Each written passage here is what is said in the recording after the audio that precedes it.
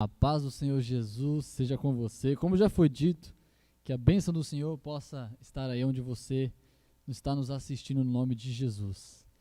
Nós estamos hoje com esse propósito de louvar o nome do Senhor e de aprender um pouco mais da palavra dele, como é costume nosso de quinta-feira, buscarmos ao Senhor num estudo do livro dos Hebreus.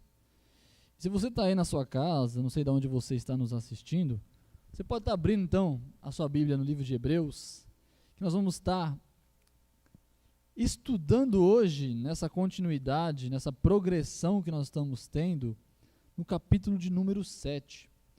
Um capítulo muito interessante que fala sobre algumas coisas que até muitas teorias são feitas a partir do capítulo 7. E eu quero com você estudar esse livro, mas antes vamos ter uma palavra de oração no nome de Jesus. Bendito seja o teu nome, Senhor. O Senhor é o dono de toda a sabedoria, dono de toda a graça, de todo o poder, que merece toda a honra, toda a glória e todo o louvor. Nós estamos aqui para te bendizer, para aprender mais de ti. O Senhor que é manso e humilde de coração, a tua palavra revelada, destinada a nós, a nos instruir, a nos capacitar, a nos trazer, Pai, um aperfeiçoamento que tanto necessitamos para glorificar o seu nome como o Senhor merece. Abençoe os que estão nos assistindo, que a mente e o coração possa ser aberto e o entendimento nosso possa ser ativado pela tua graça, pela tua bênção. No nome de Jesus, fala conosco. Amém. Glória a Deus. Então, como eu dizia, nós vamos estudar o livro de Hebreus hoje no capítulo de número 7. Primeira coisa que eu preciso que você entenda sobre esse capítulo é que esse livro foi escrito, lógico, assim como os outros, para um determinado contexto e para uma determinada pessoa, ou melhor, um grupo de pessoas, que são os hebreus. Nós ali achamos, como nós vimos no nosso primeiro curso, que são os hebreus, provavelmente os judeus essênios. Porém, podem ser outros judeus. E para nós entendermos o capítulo 7, é necessário que nós nos coloquemos no lugar deles, para que isso faça maior sentido para nós. Porque é verdade que todo o livro aqui de Hebreus sempre é visto e colocado como diretamente para o contexto deles. Mas lógico que a palavra de Deus ela é supratemporal, então ela atinge os nossos corações. Mas o capítulo 7 especificamente, a gente precisa se colocar um pouco mais na história, um pouco mais no contexto, para poder fazer sentido para nós. Porque eu confesso que nós que somos gentios, que antes de confessarmos a Cristo, nós acreditávamos em qualquer tipo de coisa, para nós, a mensagem do livro de Hebreus, talvez não seja, vamos dizer assim, me entenda bem, não seja tão impactante a primeiro momento, embora seja profunda, necessária e, com certeza, esclarecedora. Mas quando nós nos colocamos na pele dos judeus e aceitamos como pressuposto para entender a cultura deles, a crença deles, nós então somos muito orientados. E esse capítulo 7, ele é um capítulo que precisa desse tipo de coisa, porque ele vai apelar para a cultura e para a religião deles, dos judeus, dos hebreus aqui. Bem, vamos fazer uma introdução sobre esse assunto, antes de nós lermos o texto propriamente dito.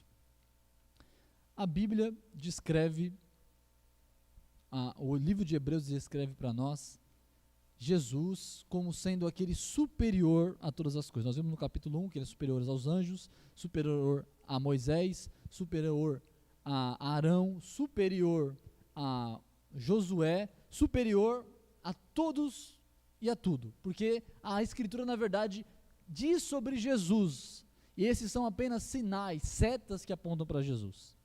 No capítulo 7, ele vai confrontar uma ideia que ele já trouxe e ele quer esclarecer melhor, que é a ideia de Melquisedeque e a história do Jesus, nosso sumo sacerdote. Nós já vimos aqui em aulas passadas que Jesus é o nosso sumo sacerdote, ou seja, é aquele que nos apresenta diante de Deus. Enquanto o apóstolo é Deus se apresentando através dos homens, né? Então Cristo é o nosso apóstolo enviado de Deus para a terra. O Jesus também é o nosso sumo sacerdote, mas aqui ele vai esclarecer melhor como Jesus pode ser sumo sacerdote.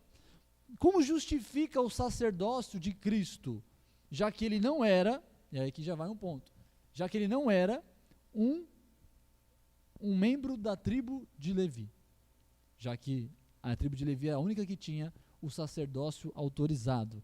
Então, ele vai dizer assim, essa comparação entre Levi, entre o sacerdócio de Arão. Então eu vou dizer sempre aqui a palavra, a ordem do sumo sacerdote Arão, ou ordem araônica. Então você não estranhe quando eu falar araônico, porque eu estou falando sobre a ordem levítica, que é de Arão, dos sacerdotes que vem de Arão.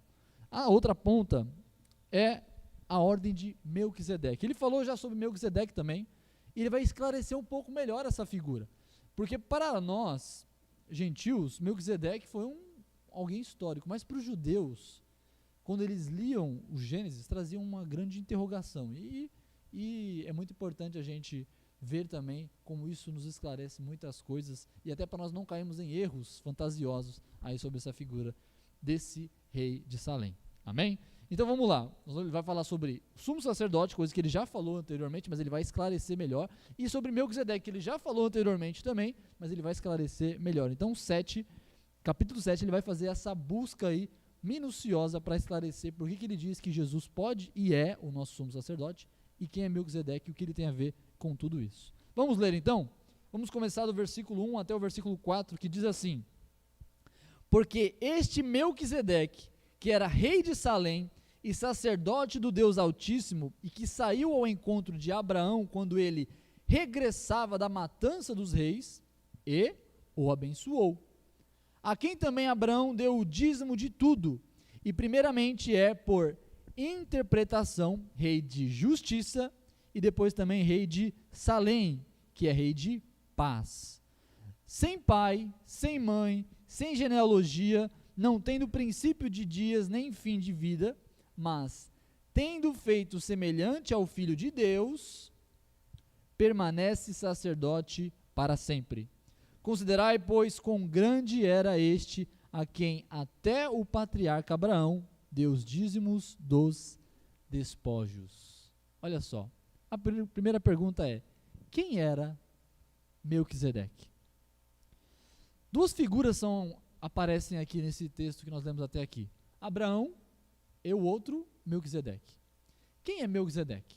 Lá em Gênesis, capítulo de número 14, do verso 17 ao versículo 20, conta a história de quando Abraão volta de uma guerra e ele leva os despojos. Os despojos era o que sobrava de herança daquele que dominava um outro povo. Então, eu entrei e invadi uma determinada região, eu dominei ela, e toda a riqueza daquele povo, ela é o meu despojo, é a minha recompensa. Ele estava levando a recompensa da guerra que ele tinha tido para livrar o seu sobrinho Ló, e no meio do caminho o rei de Salém, chamado Melquisedeque, o encontrou no meio do caminho, e ele lhe ofereceu uma bênção. E o texto de Gênesis, ele nos traz uma imagem interessante sobre Melquisedeque. Primeiro, Melquisedeque, ele era sacerdote do Altíssimo. Altíssimo, do Deus Altíssimo, é uma linguagem que diz a respeito de quem? Diz a respeito de Deus de Israel. Porque esse é um nome, que é um adjetivo também, dado somente ao Deus de Israel. Então isso é uma coisa interessante, porque nós precisamos entender que Abraão, ele está lidando com alguém que já era sumo sacerdote antes de existir a tribo de Levi, que da tribo de Levi gerou os sacerdotes. Olha que coisa interessante. Abraão é o pai de Isaac, que gerou Jacó, que Jacó gerou os 12 patriarcas, que um dos 12 patriarcas era Levi. Mas agora nós estamos falando uma coisa interessante. Antes de haver Levi, antes de haver os 12, antes de haver lei, antes de haver sacerdote, já existia um sacerdote do Altíssimo. E essa figura de Melquisedeque, que é um personagem real, histórico, ele é muito enigmático. Por quê? Primeiro, pelas qualificações que o autor traz dele. Primeiro, ele é um rei e ele também é um sacerdote. Ele tem duas funções interessantes.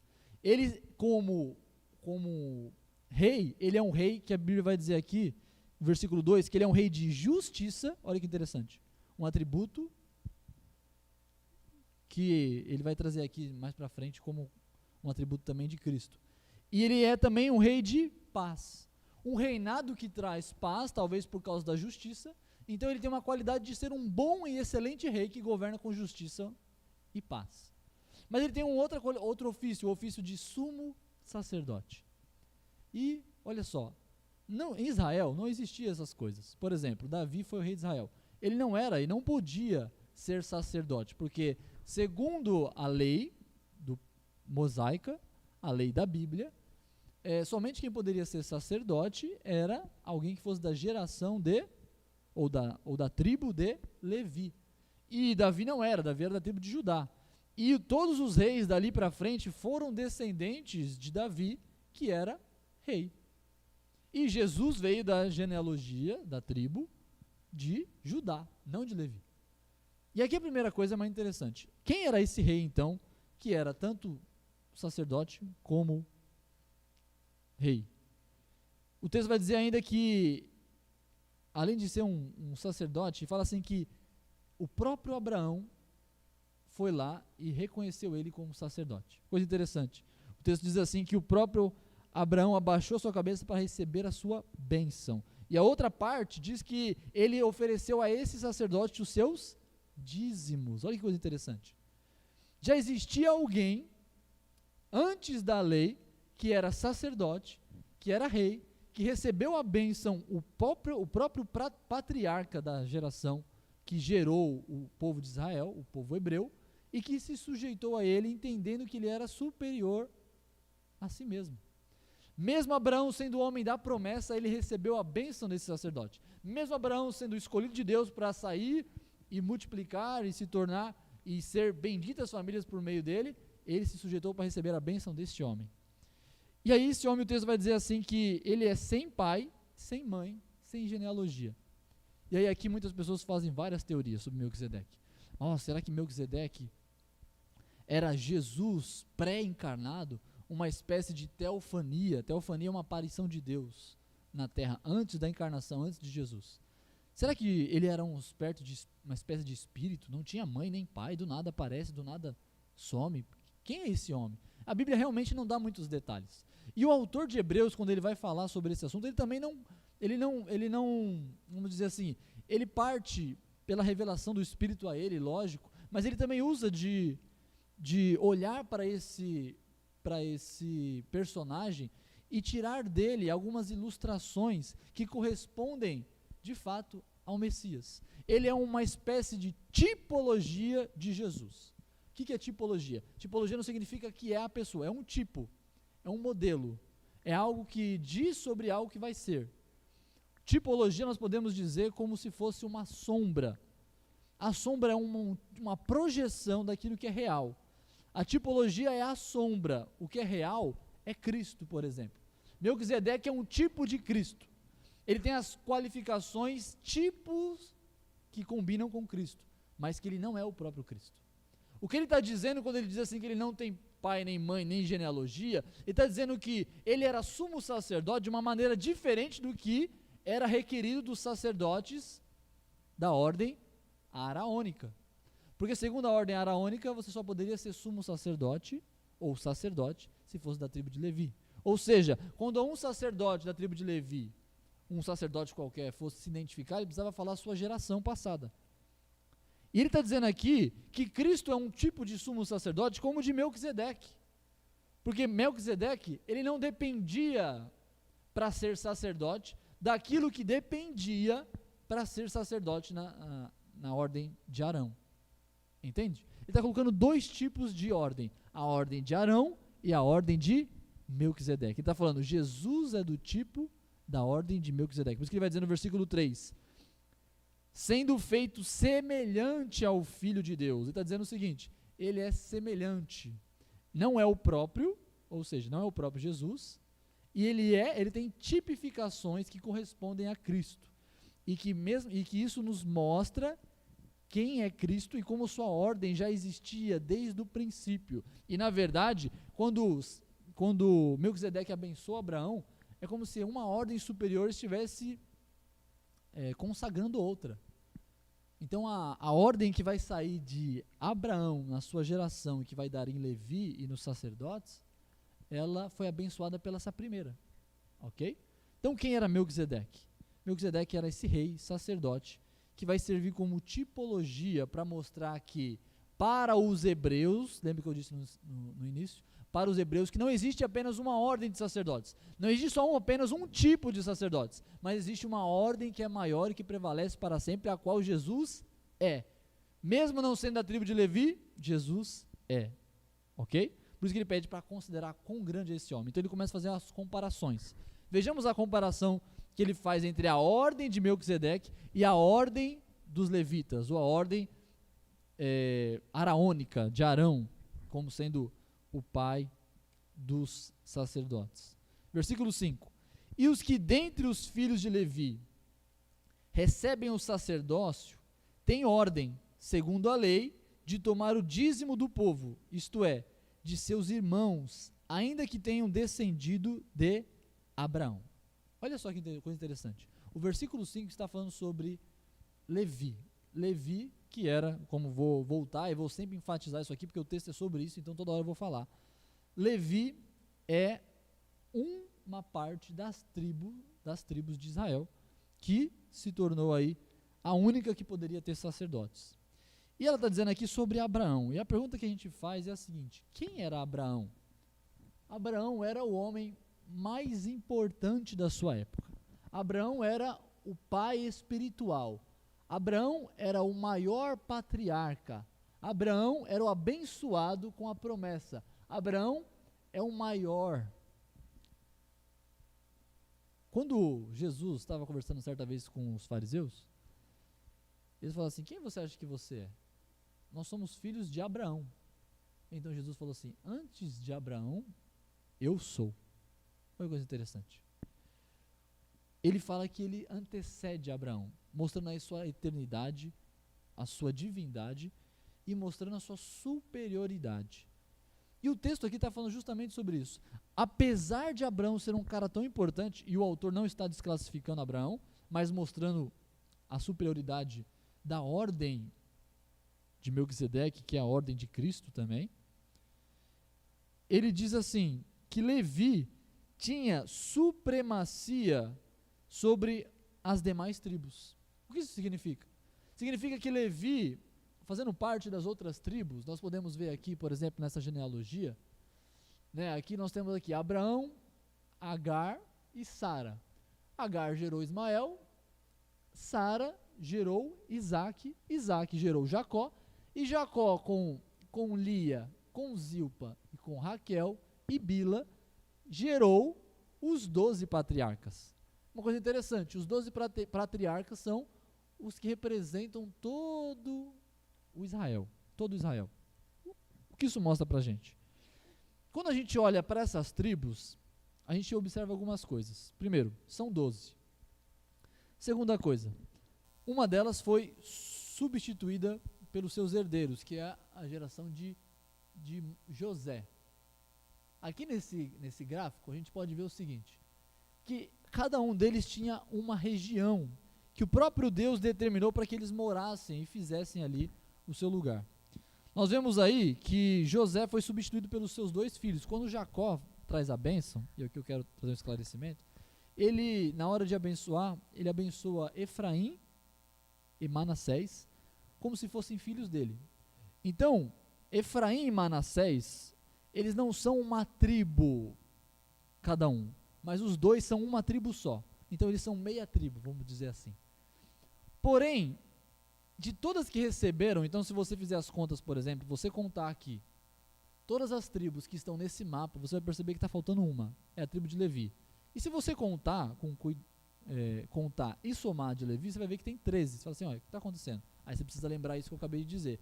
Efraim e Manassés, eles assumiram o lugar de José, sendo uma tribo só, os 2, Efraim e Manassés. Porém, como Levi tinha uma especificidade de ser aquele que representaria as leis e cumpriria de todos os rituais, de toda a liturgia da lei e da religião judaica, eles não teriam um espaço físico para morar. Eles seriam, como vai dizer em Deuteronômio, a herança deles seria o Senhor. Eles seriam aqueles que se sentariam ao banquete com Deus. Mas existe uma coisa que cada região era delimitada, você pode ver aí que eles tinham os seus lugares de acampamento. E aí o que aconteceu? Efraim e Manassés, eles herdaram então a terra que era para ser de Levi. Então, eles geograficamente tinham lugares distintos, Efraim e Manassés, porém eles eram uma tribo só. Só que um tomou o espaço, ou vamos dizer assim, herdou o espaço que era para ser de Levi, porque Deus falou que ele não ia ter espaço para ele. E por causa que Levi não tinha espaço, terras, para plantar, para cuidar de gado, para sobreviver, então todas as demais tribos deveriam entregar os seus dízimos para a tribo de Levi continuar fazendo as suas tarefas sacerdotais e levíticas, cuidando do templo, cuidando das festas, cuidando dos holocaustos, cuidando de toda a questão cerimonial e litúrgica deles. E ele vai dizer aqui no versículo 5 que Levi tinha uma superioridade sobre as demais tribos, por quê? Porque eles recebiam o dízimo delas. O dízimo era justamente aqueles que colhiam, levavam 10% para Levi comer e se sustentar, e também para oferecer ao Senhor. Aqueles que tinham gado, levavam 10% do seu gado também para Levi, para ser mantido, eles teriam que comer e subsistir. Mas isso também era um diferencial, mostrando que Levi era uma tribo superior às demais. Eles tinham esse lugar de destaque. E o texto vai dizer assim, que Abraão, representando Levi ali, como sendo o seu patriarca, aquele que gerou Levi, no final das contas, ele deu o seu dízimo para quem? Para Melquisedeque. Isso significa o quê? Significa que Levi, na representação de Abraão, quando ele ofertou os seus dízimos para Melquisedeque, ele estava dizendo o quê? Você é superior a mim. Você está acima de mim. Dizendo sobre uma ordem superior. Ele vai dizer no versículo 6, mas aquele cuja genealogia não é contada, entre eles tomou dízimos de Abraão e abençoou o que tinha as promessas. Olha só. Quando Abraão se sujeita a Melquisedeque, ele recebe aí a bênção, ele entrega então os seus dízimos, mostrando a superioridade da ordem que vinha de Melquisedeque, que era sem geração, que era sem fim, que era eterna, que era de justiça e de paz. Ele entende que aquela ordem era uma ordem superior, inclusive a que viria a partir dele. O homem que era abençoado por Deus entendeu que aquela ordem era uma ordem de Deus maior do que a que viria dele. Ora, sem contradição alguma, o menor é abençoado pelo maior. Olha o princípio. Aquele que é abençoado, ele é menor. Por isso que os patriarcas sempre abençoavam os seus filhos. O que aconteceu com Isaac quando foi morrer? Ele disse o quê? Traga para mim Esaú e Jacó que eu vou abençoá-los.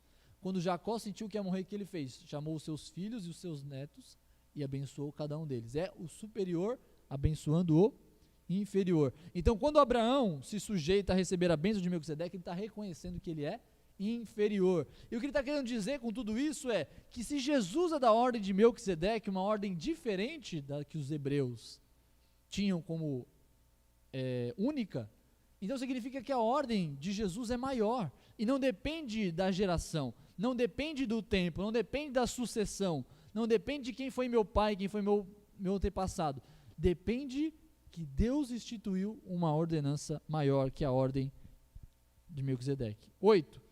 E aqui certamente tomam dízimo os homens que morrem, olha só, falando sobre a limitação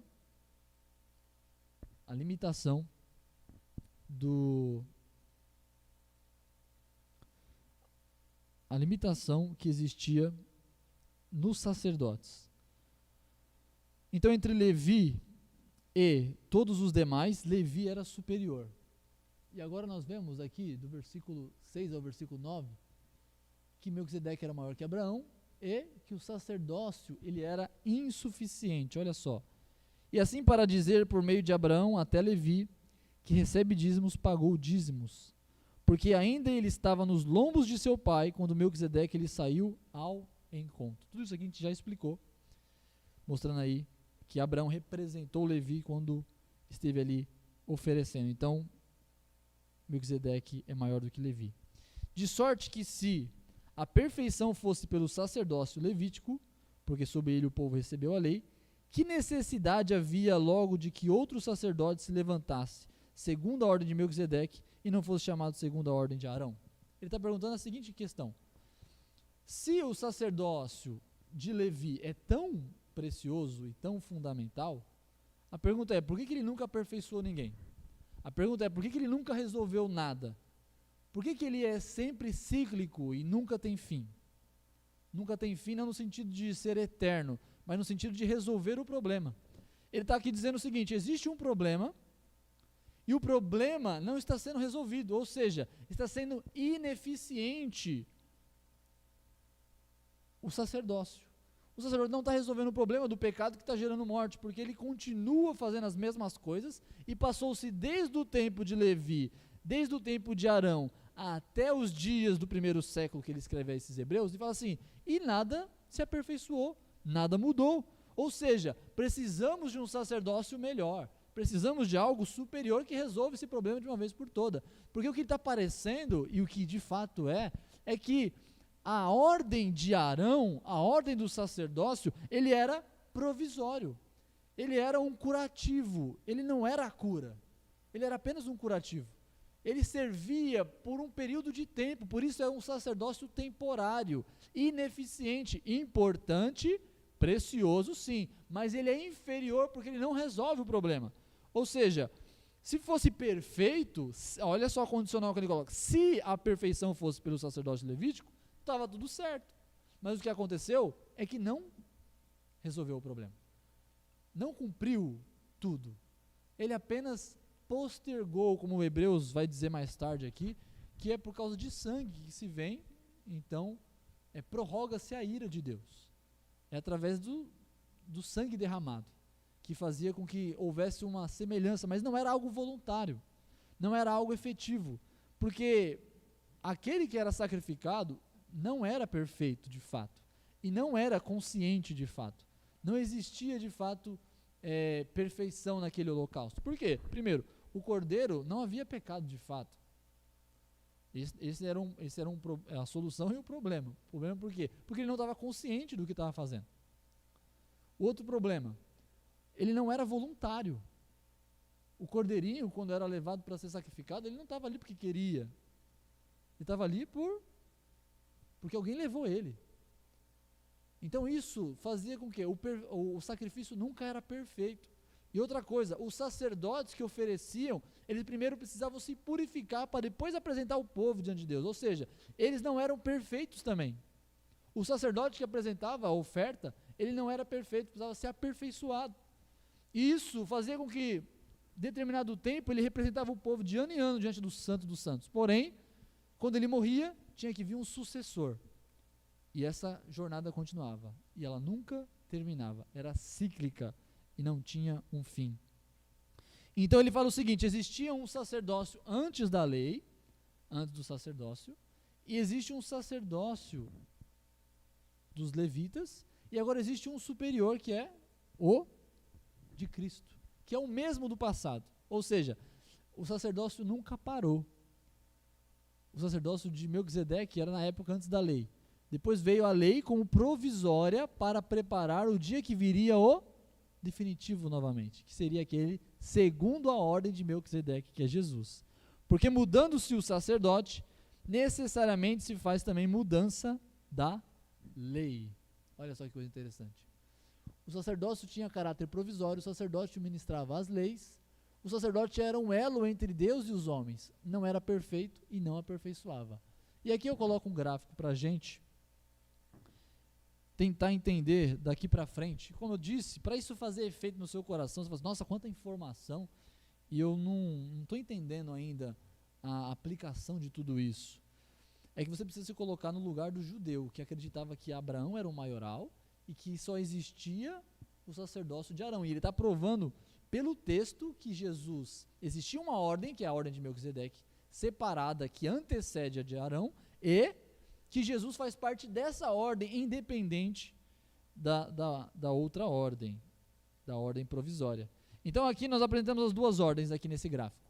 A ordem que é eterna e perfeita e a provisória e inútil. Quando eu falo inútil, não significa que não serve para nada. Significa que ela não é útil para levar o homem a Deus, para representá-lo em perfeição.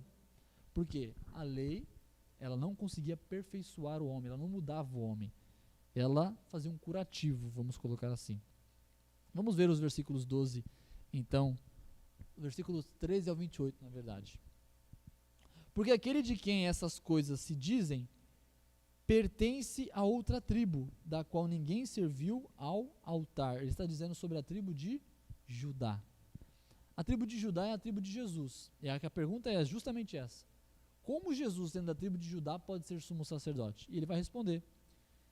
Visto ser manifesto que nosso Senhor procedeu de Judá e concernente a essa tribo, Moisés nunca falou de sacerdócio. E muito mais manifesto é ainda se, a semelhança de Melquisedeque, se levantar outro sacerdote. Ou seja, Jesus é dessa ordem, a ordem superior, a ordem que Abraão se sujeitou. Que não foi feito segundo a lei do mandamento carnal, mas segundo a virtude da vida incorruptível. Porque dele assim se testifica, tu és sacerdote eternamente, segundo a ordem de Melquisedeque. O que ele está fazendo aqui? O argumento dele é bíblico. Primeiro de Gênesis, e agora ele está citando Salmo 110, versículo 4. O que diz lá? O próprio Davi, falando sobre o Messias, ele diz justamente o que ele colocou aqui. Porque ele quem? O Messias, o que viria, aquele que os irmãos hebreus não estavam querendo crer. Tu és sacerdote eternamente. O sacerdócio levítico, ele era provisório, não existia negócio de eterno. Porque morria e tinha que entrar outro. E morria e havia sucessão, e assim por diante. Nunca era eterno, nunca existia um sacerdote eterno. Mas ele está dizendo assim que, assim Deus entendia e revelou a Davi pela palavra de Deus, que existiria aquele que viria sobre uma outra ordem diferente daquela. Que não viria dos levitas, não viria da tribo de Levi, não viria da geração de Arão, mas viria da geração e da ordem superior de Melquisedeque. E aí ele cita o versículo 4 do Salmo 110. Porque dele assim se testifica, tu és sacerdote eternamente, segundo a ordem de Melquisedeque. Porque o precedente mandamento é abrogado por causa da sua fraqueza e inutilidade. E aqui eu volto a falar sobre a inutilidade da lei. Ela não conseguia aperfeiçoar o homem. A lei sempre mostra o que o homem deveria ser, e ela nunca faz ele ser aquilo que ela exige. A lei é um grau elevado que Deus exige do homem, mas a lei não dá a capacidade do homem obedecer à lei. A lei mostra onde Deus quer que nós estejamos, é verdade, mas ela não nos capacita para sermos aquilo que ela exige. Por isso, a lei falha. Na verdade, a lei, ela não falha. Nós falhamos em obedecer à lei. Por isso que, através da lei, nós nunca chegamos a Deus. Por isso que ela se torna um meio inútil para chegar até Deus. Por isso que o sacerdócio humano de Levi, ele é inútil para nos levar até Deus. Porque nós nunca conseguimos estar perfeitos. Por isso que precisávamos de um sacerdote que fosse perfeito, e não esses imperfeitos. Precisávamos de uma outra ordem, de uma outra visão, com uma competência muito maior. E esse seria e é o Messias Jesus Cristo. Ele vai dizer assim, pois a lei nenhuma coisa aperfeiçoou, e desta sorte é introduzida uma melhor esperança, pela qual chegamos a Deus. Por meio dessa nova ordem, por meio desse novo sumo sacerdote, que agora mudou toda a lei, né? A lei fala que é cerimonial. Agora nós não precisamos mais do cordeiro para nos chegarmos diante de Deus e sermos recebidos como filhos e perdoados os nossos pecados, mas agora nós temos o sumo sacerdote que eternamente não morre, não tem sucessão, é perfeito, já ofereceu de uma vez por todas o sacrifício, e que não só mostrou um sacrifício perfeito, mas o sacrifício ele fez em nós, mudando nós, nos levando com ele, como nós lemos no estudo passado, no versículo 20 do capítulo 6, onde Jesus, nosso precursor, entrou por nós, feito eternamente sumo sacerdote segundo a ordem de Melquisedeque. Ele entrou no lugar santo dos santos, levando ele sendo o primeiro, levando nós com ele, nos representou diante de Deus, e agora nós não precisamos mais de oferta, porque uma oferta definitiva foi feita. E nós somos aperfeiçoados em Cristo de uma vez por todas, sendo que a lei não nos leva jamais para Deus, mas Cristo nos leva a sermos melhores, a sermos aceitáveis diante de Deus. Ele faz a obra completa dentro de nós, e no dia que Ele vier nos buscar, nós seremos glorificados, e não haverá mais nada, porque nós vamos ser aperfeiçoados para tudo no nome de Jesus, por meio de Jesus. 20. Desta sorte, 19, introduzida uma melhor esperança pela qual chegamos a Deus. Essa é a esperança em Cristo.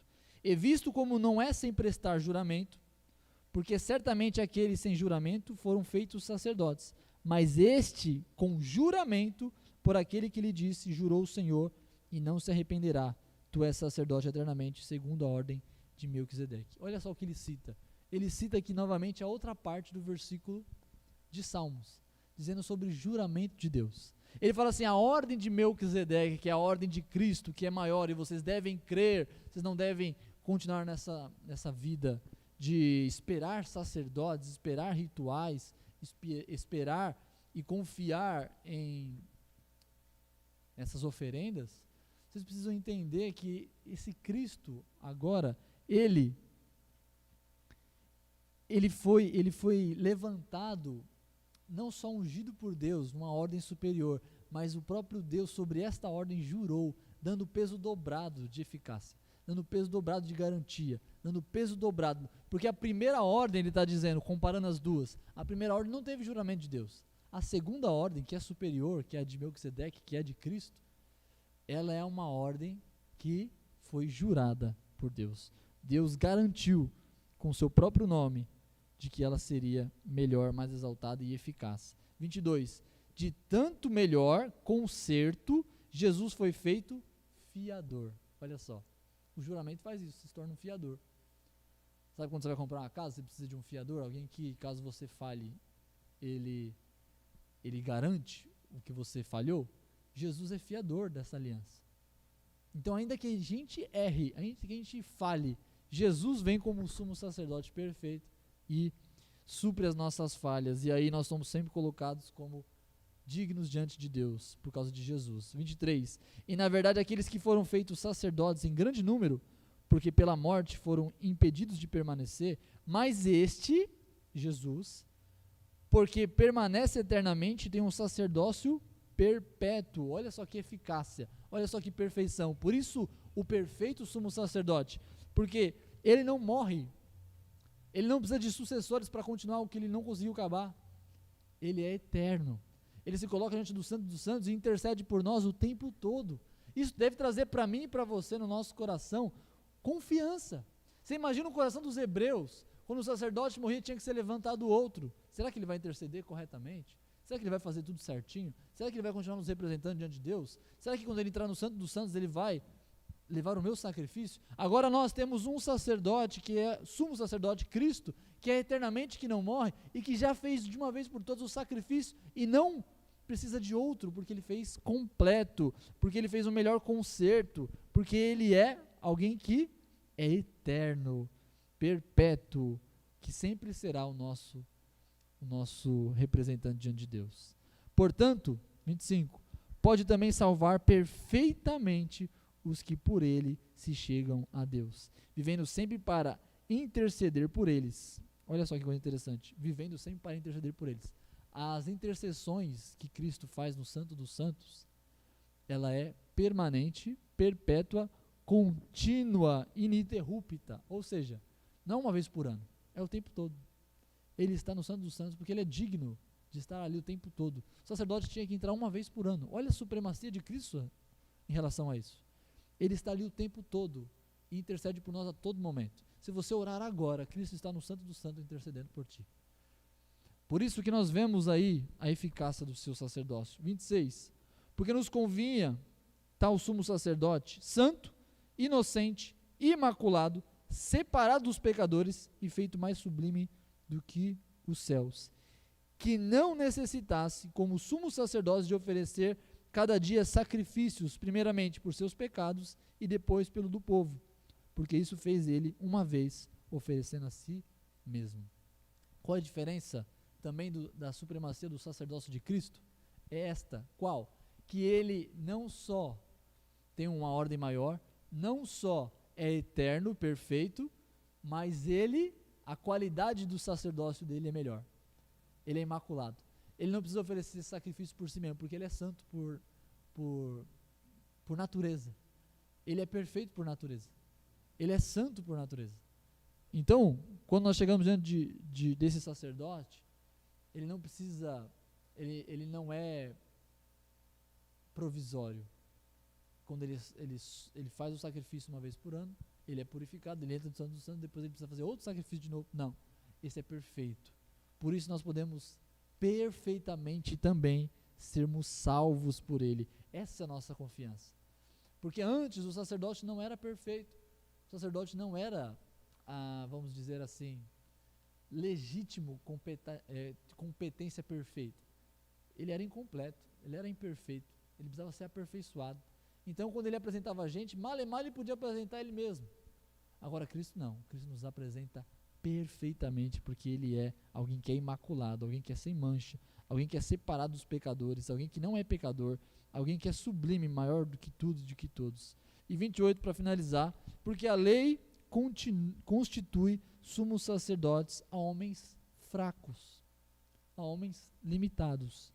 Mas a palavra do juramento que veio depois da lei constitui o Filho, perfeito para sempre. Eis aí o nosso sumo sacerdote, perfeito. A lei, os levitas, eles são fracos, eles são provisórios, eles são inúteis, comparados ao sacerdote perfeito, verdadeiro, legítimo, que é Cristo. Essa nova ordem, a ordem da graça que veio por meio de Cristo Jesus, ela é que pode nos representar e nos dar segurança de vida eterna. Ela é que realmente pode nos aperfeiçoar, uma coisa que a lei não podia fazer. Os hebreus achavam que por cumprir a lei poderiam chegar diante de Deus. Eles achavam que sendo muito fiéis, sendo muito bons religiosos, sendo bons obedientes à palavra de Deus, poderiam ser melhores diante de Deus e chegar até Deus. Mas a lei não podia aperfeiçoá-los. Nem a obediência à lei podia, porque eles já tinham pecado. E toda vez que o sacerdote apresentava eles apresentava de forma ineficiente, provisória. Mas Jesus Cristo, agora você entende, coloca sua cabeça para funcionar como a dos hebreus. Agora Jesus Cristo, como sacerdote legítimo, verdadeiro, último, perfeito, impecável, veio e representou a gente e nos colocou diante de Deus. Agora sim, esse não é provisório, esse é eterno. Esse não é imperfeito, esse é perfeito. O sumo sacerdócio de Cristo é uma ordem superior, é uma ordem eficaz para mim e para você. Nós vamos usar as aplicações. É um texto, como eu disse, de todos os hebreus que nós vimos até aqui, ele é o que mais necessita que eu e você nos coloquemos na posição de céticos a respeito do sumo sacerdócio de Cristo, para que a gente possa entender a relevância do capítulo 7. Porque nós, como gentios, como eu disse no início, olhando para tudo isso, falamos assim, mas eu sei que Jesus é o sumo sacerdote, porque ele me representa diante de Deus e acabou. Porque a gente já tinha uma cultura é mais fácil para a gente entender isso. Mas para aqueles que acreditavam que somente por meio de Levi e dos sacerdotes, poderia-se ser sumo sacerdote, aí para eles é necessário esse capítulo para esclarecimento.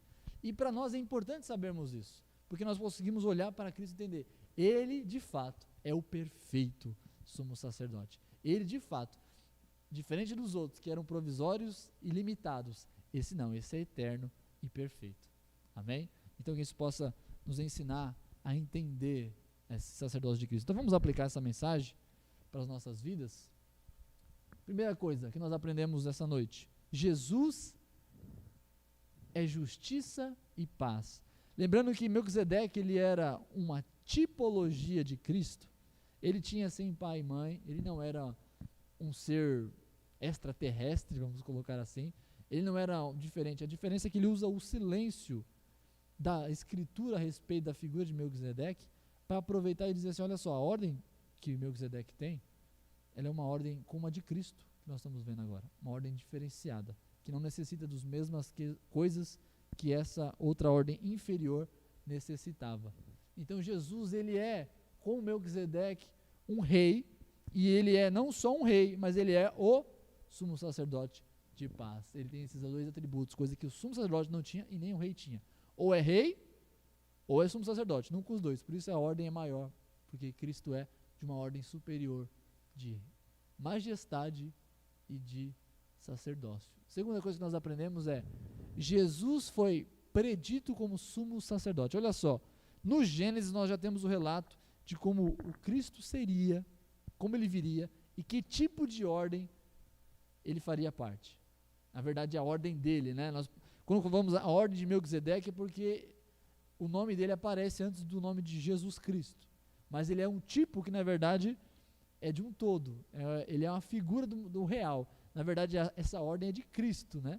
É uma ordem de Cristo, não a ordem de Melquisedeque. Mas o Melquisedeque é a nomenclatura que se usa para falar dessa ordem. Jesus maior do que Melquisedeque. Veja, Melquisedeque não é o dono da ordem. Melquisedeque é, como nós vimos no versículo 3, ele é semelhante ao Filho de Deus. Ele é um tipo. Jesus é o superior a Melquisedeque. E, veja a escala, Jesus é superior a Melquisedeque. Melquisedeque é superior a Abraão. Abraão é superior às 12 tribos. As 12 tribos são inferiores a Levi. E de Levi veio o sacerdócio. E do sacerdócio veio a lei. Então Cristo é acima de Melquisedeque, que, como sumo sacerdote, supera todo esse sistema, supera toda essa lei, ele é maior do que tudo e do que todos. Então Jesus é superior a Melquisedeque, mostrando aí a sua grandeza e sua majestade.